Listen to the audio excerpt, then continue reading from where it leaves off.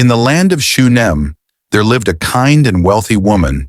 She and her husband lived in peace, but one thing was missing in their lives. They had no children. One day, the great prophet Elisha passed through their town. The woman, recognizing him as a man of God, urged him to stop and share a meal with them.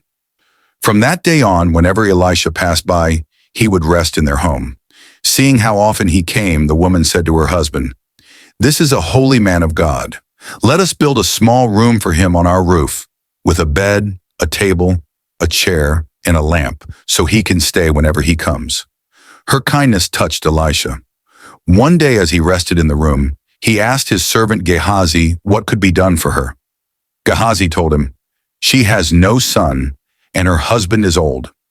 Elisha called the woman and declared, "By this time next year, you will hold a son in your arms." The woman was shocked. "No, my lord, don't deceive your servant," she pleaded. But just as Elisha had said, the woman conceived and bore a son the next year. The son's tragedy and miracle years passed, and the boy grew. One day, while in the field with his father, he cried out, "My head! My head!" The father sent him to his mother, but by noon, the child had died in her arms. The woman did not weep or wail. Instead, she laid her son on Elisha's bed and shut the door.